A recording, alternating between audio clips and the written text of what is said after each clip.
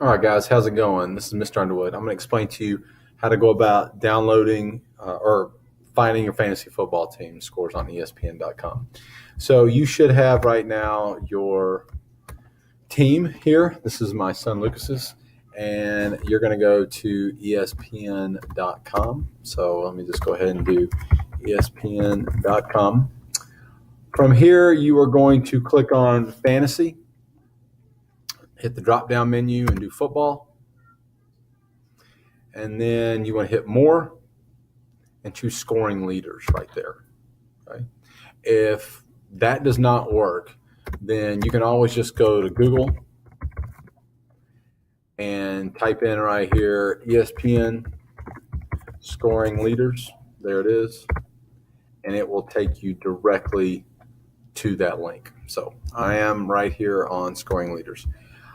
It's important that you choose the week that you're in. So we're currently in week 1.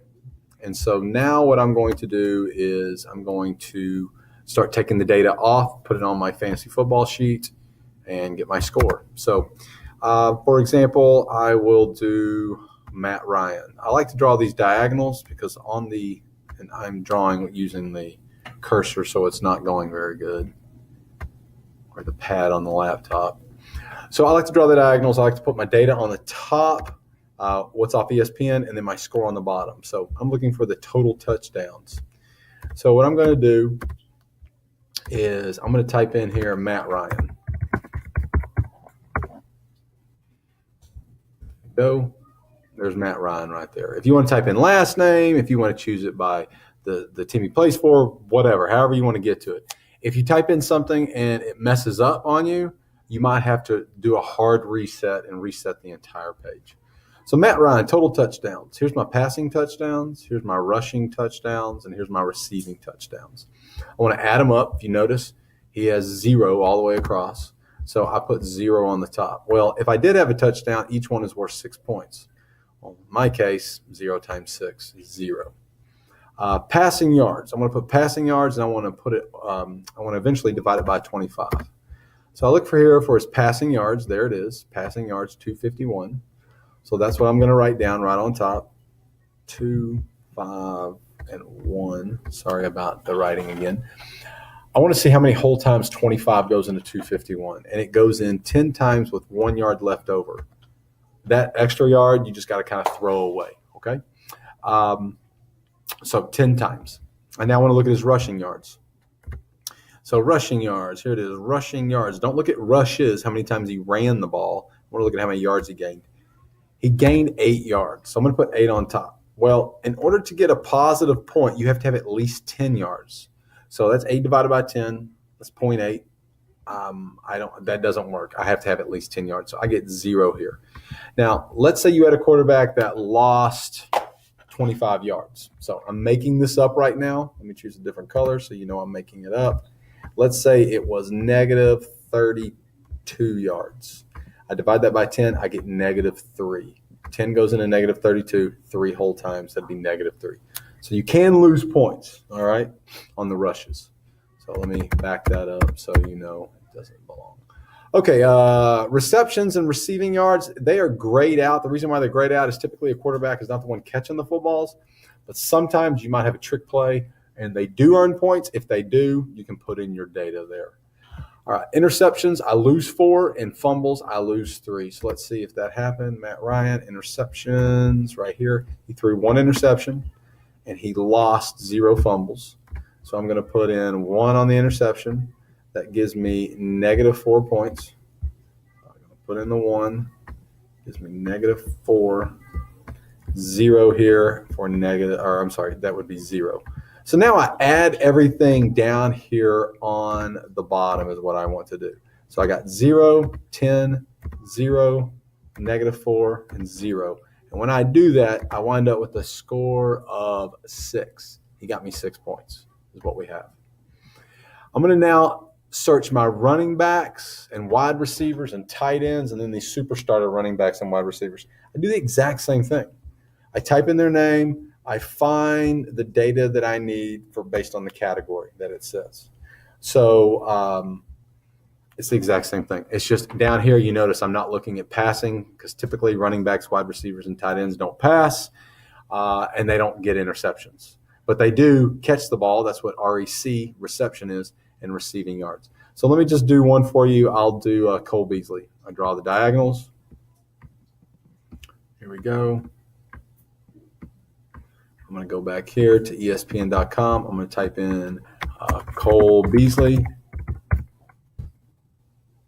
Okay, look, it's not popping up. It's only allowing me. I'm going to just type in Beasley. Not working. So here's where I have to do my hard reset. I got to go to fantasy, to football. I got to do more, go to scoring leaders. And now I'm just going to go choose that week 1. That's important. And I'm going to choose Beasley. I'm not spelling his name right. That's why. There it is, Cole Beasley. All right, so here we go. Total touchdowns, 0, 0, 0. All right, he got me 0 points. Thanks, Cole. He'll do better. Rushing yards. Let's see if he has any rushing yards. Rushing, YDS, 0. 0, 0. Receptions, REC right there, 7. And each one gives you a point. And then receiving yards, 73. Divide that by 10, it says, and I get 7. And now I'm going to see if he fumbled the ball, and fumbles, 0 right there.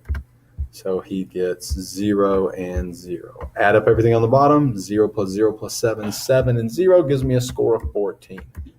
Okay? So that's how I do the upper part. Okay? And then your super starters, because you're always counting your super starters each week. Now we have our coaches. I want to explain how to do the coaches. It's fairly simple as well. I got the Eagles and I got the Giants. What you will do is I'm going to reset all this. So I'm going to just delete it and hit go. Kind of resets the whole page. And now I'm going to choose it by the team. So Philadelphia, the Eagles is PHI. So I click on that. This now lists me all the players that are on my team, Philadelphia. And it says right here that they played Atlanta. That was the opponent. And they won by 6. They won 18-12. My other group is the New York Giants. They played Jacksonville and they lost 20-15, so they lost by 5. I'm going to take the how much they won by or how much they lost by, and in that case, I'm going to represent it as a negative, and I'm going to plug it into this formula right here. So for the Eagles, it was 0.4, and this X, I would substitute that, it was 6. So obviously, I'm going to do 0.4 times 6, and that gives me 2.4. Of course, you can show this much better than I am. And then I'm going to add 2, and that gives me 4.4 points. My coach for the Eagles earned me 4.4 points. But it does say right here, round to the nearest integer. So in this case, I'm going to round down, and so it gives me 4. Well, then we had the Giants lost by 5.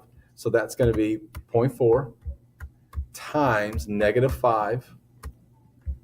Oh, this is harder than it looks. Plus 2.